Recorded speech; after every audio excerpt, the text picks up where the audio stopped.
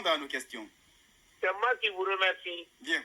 C'était donc Alucieni Makanera Kake qui vient d'être reçu par le président, l'ancien président professeur Alpha Condé à l'Andrea. Il vient de le préciser, ils étaient donc 17 personnes à être reçues et même en ce moment même, il est avec d'autres personnes. Il est avec nous dans ce studio, notre invité, l'honorable Abouakar Sidiki Diallo, le président de l'UMP. Bonsoir.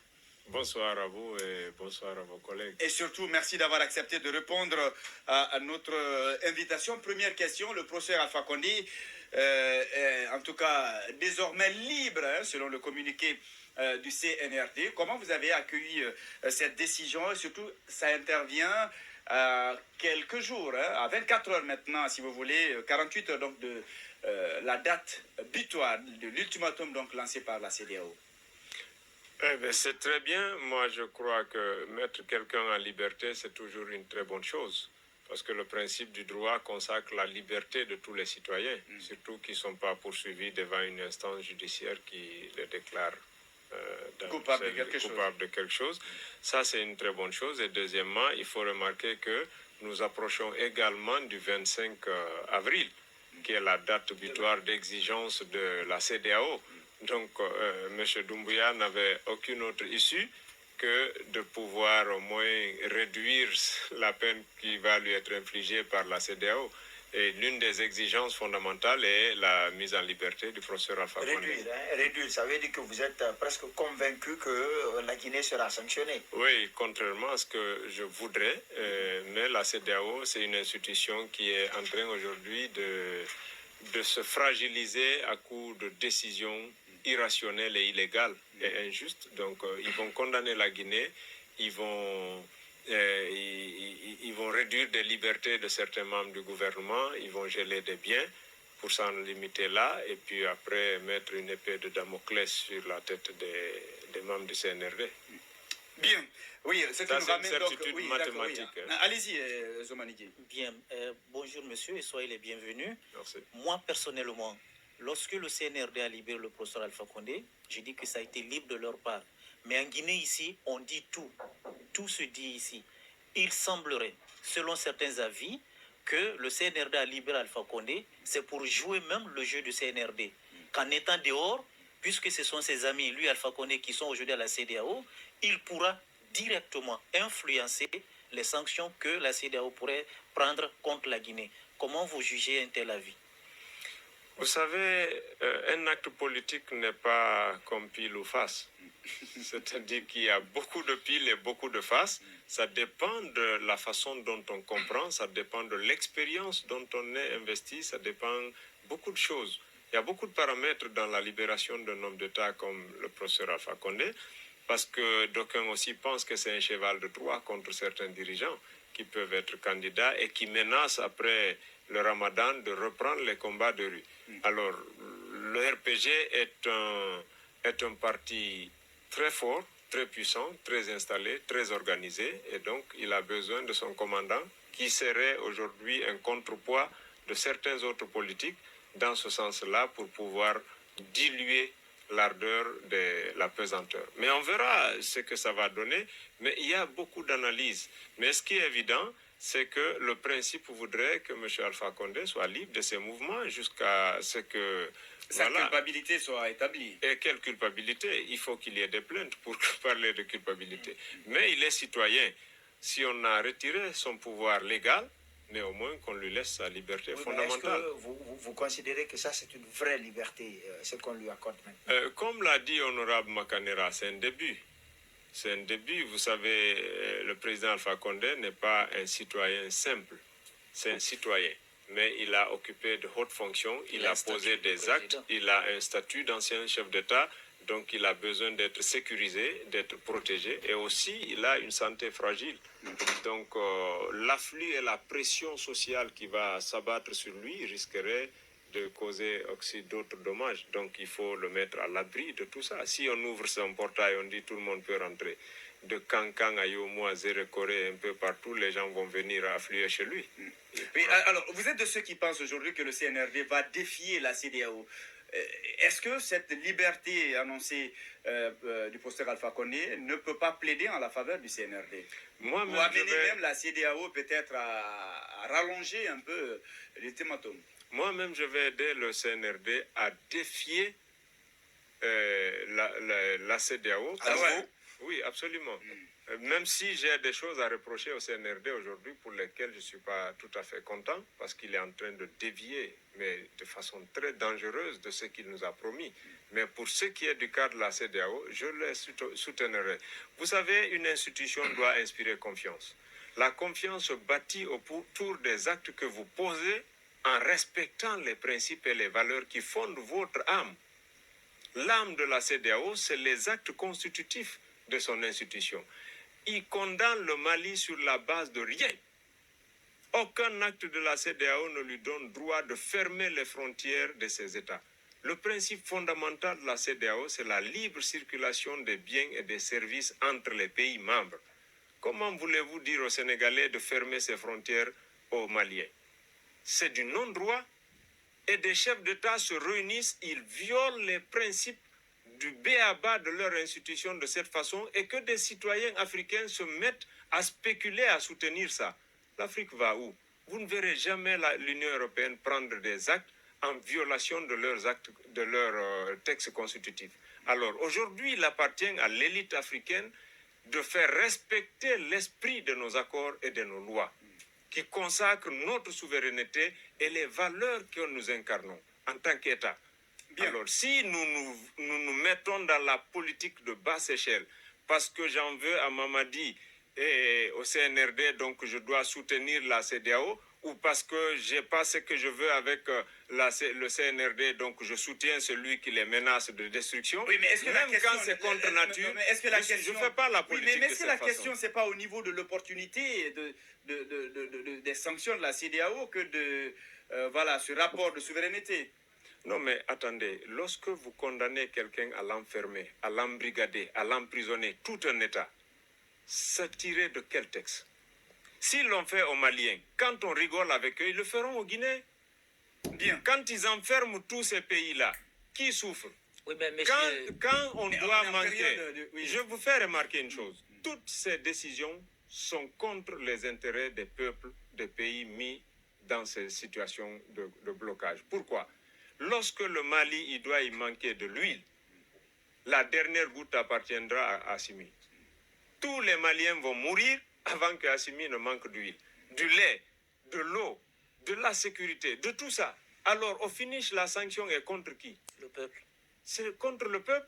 Mais alors que des Africains encore prennent fait et cause de cette institution, mais elle doit être fermée immédiatement. Bien. C'est aussi simple. Oui, aujourd'hui, si on parle de respecter les principes de la CEDEAO, un pays comme la Guinée qui a tout son problème de respecter même une simple constitution, je ne sais pas comment on peut souscrire à respecter les principes de la CEDEAO. Vous qui êtes allié du RPG, lors de la rencontre que Alpha a eue avec les membres du RPG, il a signifié que les alliés doivent conseiller aux alliés de dissoudre leur parti au sein du RPG. Quelle est votre lecture face à ce fait? Moi, je ne suis pas allié du RPG. J'ai soutenu le professeur Alpha Condé pour son élection en 2020 et je le maintiens. C'est le troisième mandat. Le premier mandat de la 4e République. Attendez, vous savez, ne versez pas dans la confusion verbale. Aujourd'hui, la Guinée est dans une 4e République. Ça s'est établi. C'est clair. Soit vous le savez ou vous l'ignorez.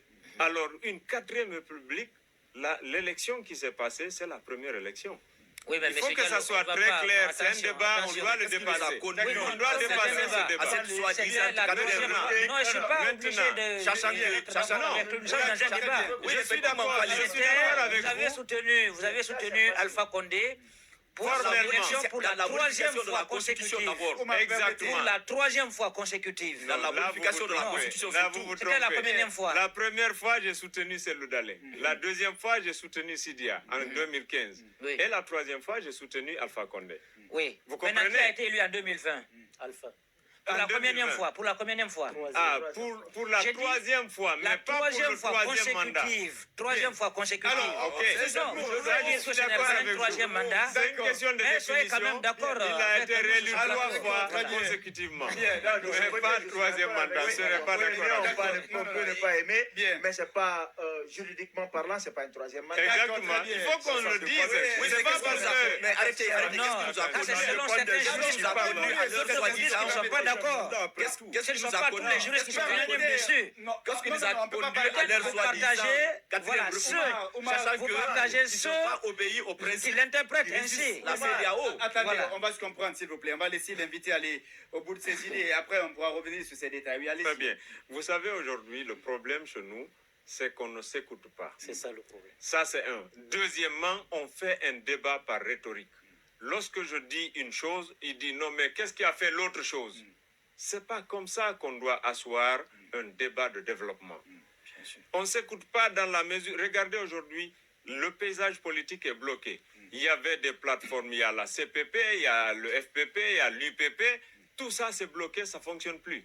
Ensuite, on a encore dans ces ensembles-là créé une faction qu'on appelle le G58. Ça aussi, c'est bloqué. Et après le Ramadan, les gens menacent de descendre dans la rue. Vous comprenez? Parce que les gens ne s'écoutent pas. Et on n'a pas la même façon de définir les concepts avec votre confrère. On a eu du mal à nous comprendre pour juste un concept que la loi est établie formelle. Nous sommes dans une 4e République. Alors, la toute première élection qui a eu lieu dans cette 4e République, c'est la première élection de la 4e République. Ça, c'est de droit. Deuxièmement, aujourd'hui, quand la classe politique définit le concept de la transition, et ceux qui ont pris le pouvoir, qui ont créé la transition, définissent la transition de leur façon. Les deux n'ont pas les mêmes définitions. Voilà d'où est née l'incompréhension. Personne n'est prêt à s'asseoir, regarder l'autre, intégrer sa définition pour qu'on trouve une solution de sortie de crise. Pour le CNRD, la transition, c'est la refondation de l'État. Vous comprenez? Et refondation totale. C'est eux seuls qui savent quel est le contenu de la refondation. Personne ne saurait vous le dire. Mais lorsqu'ils ont pris le pouvoir, aucun politique n'a dit « je ne suis pas d'accord pour votre refondation » ou « expliquez-la avant qu'on aille à vous installer ». On a installé un président qui a pris le pouvoir par un coup d'État qui n'est prévu dans aucun texte de loi. Il a écrit son propre texte. Et il est venu On a pour pris la jurer. charte et il a Exactement. posé la main sur cette charte. Lui-même, il a posé la main sur ça. Et tous les politiques l'ont accompagné dans ça. Et dans la charte, il n'y avait pas la durée Vous de la comprenez? transition également. Donc ça veut dire quoi? Ça veut dire que sa conception de la refondation est acceptée par tout le monde. Et le lendemain, les gens se réveillent groggy. Ah, on n'est pas associé. Ah, on doit être associé. Ah, il n'y a pas eu ça, il n'y a pas eu ça. Ils commencent à définir la transition de leur façon. Et aujourd'hui, on menace de descendre les gens dans la rue. Mais au moment où ça va taper, le président sera au palais, les opposants seront dans leur résidence et on va essayer de cuisiner les enfants des pauvres. Et on pense que c'est comme ça qu'on fait avancer la démocratie dans notre pays. Il faut qu'on s'écoute. D'accord. Voilà Mais, un peu est-ce que vous êtes en- la oui, retenue d'accord. qu'il faut apporter Qui n'a dans pas le posé débat la politique. question, Diallo n'a pas posé. Moi, je n'ai pas encore posé de questions. Ok, d'accord. Non, mais il avait Diallo, déjà après, Mfali, parlé, oui, d'accord. donc je- Après. Moi, je voudrais savoir comment M. Diallo compte réconcilier entre le fait qu'il constate que le CNRD est en train de dévier et qu'il ne soutient pas en partie les sanctions de la CEDEAO. Comment il va faire cet arbitrage? Puisque si peut-être la CEDEAO ne se mêle pas, la situation pourrait Oui, être à la compliquée, limite, quoi. est-ce qu'on ne peut pas appeler Comment ça on de peut faire- l'incohérence? Comment on peut faire concilier ces deux idées? Voilà, je ne suis pas incohérent. Parce que... Bon, moi, je ne l'ai pas dit. Oui, non, J'ai posé la question. Oui. Monsieur Keta qui a dit à la J'ai posé limite la c'est de question. l'incohérence. L'incohérence serait de soutenir une chose et son contraire. C'est pas parce que je ne suis pas d'accord avec certains actes posés par M. Mamadi Doumbouya Oui, vous avez dit que la que transition... je vais aider la CEDEAO à tomber sur tout le pays, c'est-à-dire la Guinée, nous infliger des sanctions dont les conséquences vont être plus dommageables pour nos compatriotes et non pour le CNRD. Vous Oui, comprenez? alors, Voilà, donc vous voilà êtes un d'accord peu que la transition différence. est en train de dévier, mais vous n'êtes pas d'accord. Non, je suis pas. J'ai pas dit que la transition est en train de dévier. Je dis qu'ils sont en train de poser des actes qui ne sont pas normaux. D'accord. Et je donne un exemple. Bien. Monsieur Sidi Souleymane Ndiaye, j'ai de la peine à prononcer le nom d'une personne parce que j'aime toujours prendre un débat national. Mais ce cas, il est éloquent et révélateur.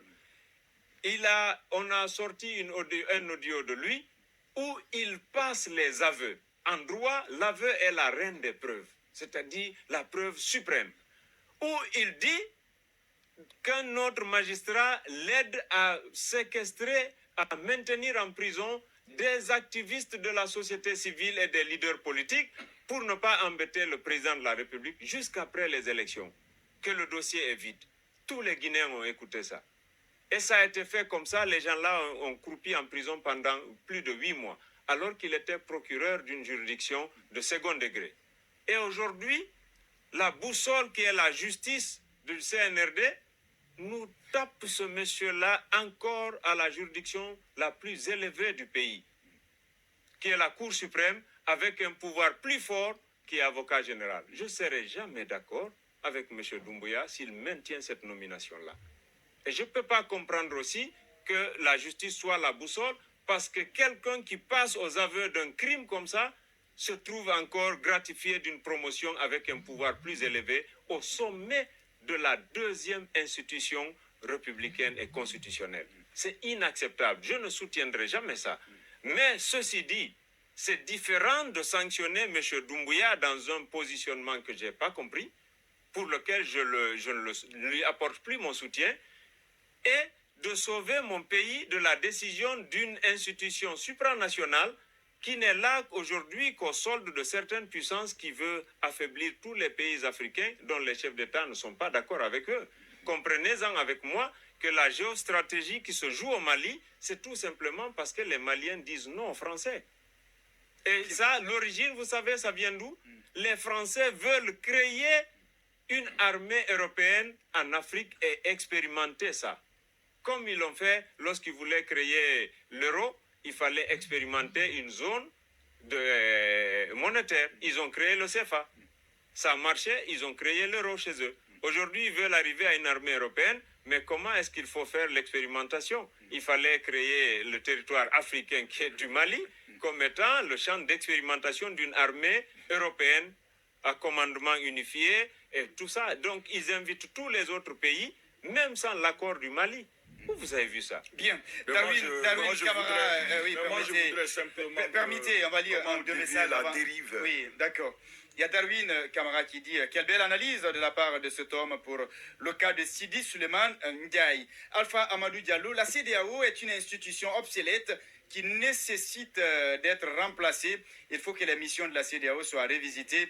La CEDEAO est une institution qui ne sait que décréter des sanctions. Pourquoi cette institution ne propose pas aux États membres des politiques publiques cohérentes qui permettent l'amélioration du bien-être des citoyens? Pourquoi, dans le cas guinéen, la CEDEAO ne propose pas un chronogramme et une durée de la transition au lieu de sanctionner? Mfali d'abord. Je voudrais juste rappeler quelque chose, puisque ma question a été, par votre intervention, un peu déviée. Parce qu'on dit que la CEDEAO, vous n'êtes pas d'accord sur les sanctions de la CEDEAO. Vous n'êtes pas aussi d'accord sur les dérives apparentes qui se développent au niveau du CNRD. Apparemment, après le ramadan aussi, vous ne voulez pas que les enfants des autres soient cuisinés sur les routes. Apparemment, vous n'êtes pas aussi d'accord pour les manifestations d'une autre forme, des formes de manifestations très sûrement. Ça a tué des amis à moi justement, et des enfants à moi. Ça veut dire... Comment empêcher une dérive autoritaire alors sur ces questions si vous n'êtes pas d'accord sur tous ces éléments-là? Voilà. Je voudrais juste avoir votre opinion. Exactement. C'est pourquoi j'ai dit apprenons à nous écouter. Oui. Si on s'écoute, on peut trouver les solutions. On n'a pas besoin d'aller à la violence. Alors aujourd'hui, il faut que des politiques soient responsables et qu'ils se lèvent et qu'ils essaient de ramener les deux bords qui ne veulent pas comprendre à comprendre. Le CNRD est obligé de dire c'est quoi un cadre de dialogue comment on appelle ça, c'est quoi leur concept là et jusqu'à quand il va s'étendre. Et il faut que les autres politiques aussi comprennent que qu'ils soient aussi réalistes. J'avais dit ça au cours des réunions de nos instances. J'ai dit ne croyez jamais que Mamadi fera ce que vous n'allez jamais faire. Il ne va pas prendre le risque d'aller tirer sur le président, le déposséder du pouvoir pour ne rester que 10 mois et vous donner le pouvoir. Arrêtez ça. Il vous a dit, j'ai une mission à faire avec mon équipe qui est la refondation. Alors posons-lui la question, la refondation se fera comment? Et asseyons-nous et analysons ensemble. Mais dès lors que vous criez à tous les toits, en 10 mois il peut quitter, en 15 mois il peut quitter, en 18 mois il peut quitter, c'est irréaliste. Il faut qu'on sorte de nos bulles de calcul politiciens et qu'on atterrisse sur terre. Mamadi a pris le pouvoir. C'est pas légal. Mais tout le monde l'a applaudi. Alors quand tu dis à quelqu'un, je suis avec toi, sois dans son esprit et développe les intelligences, ce pourquoi tu étais d'accord avec lui. Ou bien c'était juste pour la haine contre Alpha Condé. Donc quand on a débarqué mon ennemi, j'applaudis sur celui qui l'a fait. Maintenant, je me ravise qu'il ne fait pas aussi ce que je vais me braquer contre lui. Mais quelle est ton arme? C'est les enfants des pauvres. Mais c'est notre devoir en tant que leader politique, c'est de protéger justement ces enfants-là. Bien, Mfali d'abord, mais avant, Mfali, si vous permettez, je vais lire ce message. Hein. Bonsoir, M. Keta, j'ai toujours dit que le CNRD est en mèche avec le CNRD.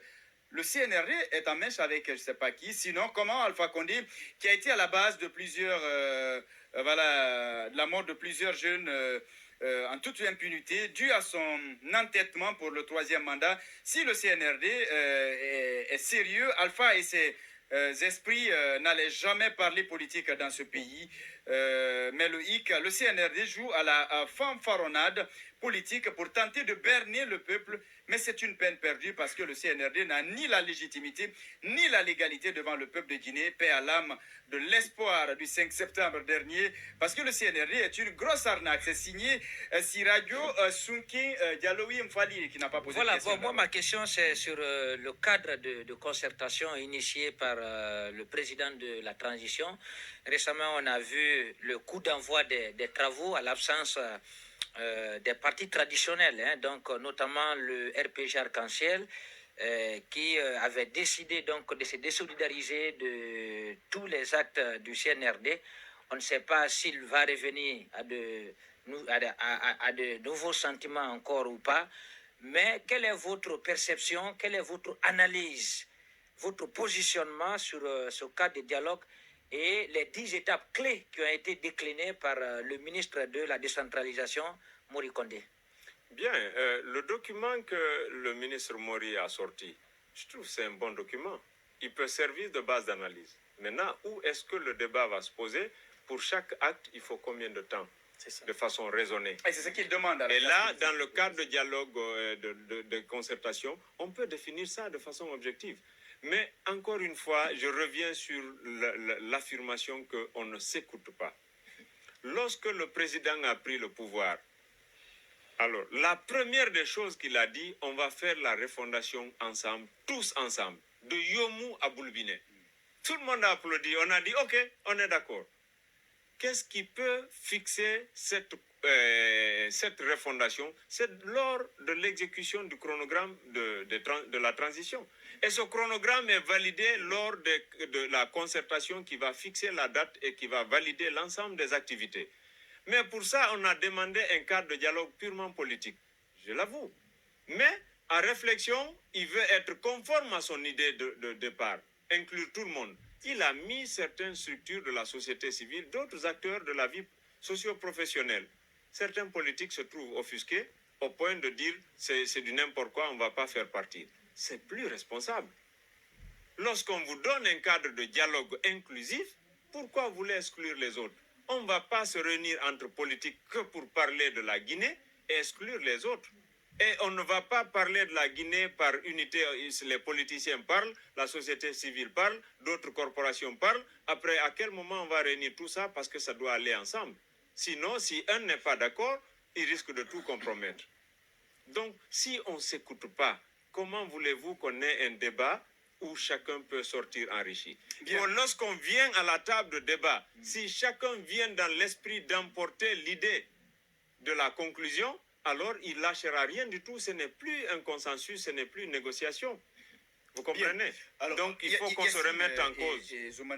Donc vous condamnez l'absence des partis traditionnels. Par contre, le RPG est dans son élément. Lorsque mon parti ou le parti de la CELU se trouve privé de son leader, il peut, pour des mesures de pression, décider de se retirer. C'est moins de pression. Ça, c'est ma compréhension, c'est ma logique. Oui. On peut dire, bon, écoutez, on ne va pas participer jusqu'à ce on soit rétabli. Maintenant que le président Alpha Condé est libéré, ok, ils peuvent lâcher un bout de la pression et demander aussi la libération de M. Kassori. Bien. Alors, C'est Mais la seule les pression autres qu'un formations- parti oui, peut mais les avoir. autres formations oui, politiques, on est vraiment pris par le l'UFR, temps. l'UFDG, du fait qu'ils n'ont pas pris part, est-ce que vous les condamnez Ils pour ont ça? leur raison. Non, je ne les condamne pas. Mais par contre, là où je vais condamner ceux qui vont avoir cette idée, c'est de dire, nous, on ne participe pas. C'est votre droit. La loi vous donne ça. Mais dire que si on ne participe pas, ça ne doit pas se faire, comme Là, les ça, gens c'est voulaient ça. le faire à l'élection législative. À la On ne va pas mascarade participer, électorale. mais aucun Guinéen n'ira aux élections. Bien. Ça, c'est du Autre délit. chose. Oui, on est pris par le temps. Je ne sais pas si vous allez poser en même temps. Oui, vas-y, en 30 secondes. On a juste 30 secondes. Merci de vous avoir. Je suis de ceux-là qui n'ont jamais apprécié les sanctions de la CEDEAO, parce que la CEDEAO oublie qu'en sanctionnant un pays, ce n'est pas le président qui le sanctionne, mais il sanctionne le pays qui sera mécontent et qui va Pourquoi se avoir des soulever. Non, ça comportements c'est un raisonnement. Ça c'est un raisonnement. Le Mali est revenu à de meilleures C'est années. des raisonnements simplistes. Très bien. Malheureusement, on ne pourra pas aller. Et encore, je suis de Malheureusement, ceux-là, on est pris et par le encore, temps. je suis de ceux-là Oui. qui soutiennent que Oui. la classe politique ne peut pas vouloir conjuguer la transition uniquement politique. Très Et bien. je dis merci à mon frère qu'il a bien compris. Bien. Et je demande aux Très bien. politiciens qu'il est temps de reconstruire ce pouvoir-là que de le détruire plus tôt. Très bien. Merci à vous, l'honorable. Malheureusement, on est pris par le temps. On ne pourra pas aller au-delà de ça. Merci à vous. Le débat a été passionnant. Il y a Darwin qui demande même si vous donnez des cours à l'université. Apparemment, il a aimé vos analyses. Merci à vous. J'ai donné les cours à l'université Bien. et je vais reprendre à donner des conférences maintenant pour les différentes universités. Très bien. Merci à Mfali, merci à Yacine, merci à Oumar, merci à Zouma, merci à M. Diallo, merci à toute l'équipe. Merci à Mohamed Lamine Siamanka de l'autre côté. Merci donc à Sekou Laré, merci à Fodé Condé, merci en tout cas à toute l'équipe de la régie et de la technique, aux internautes. On se reprend la semaine prochaine.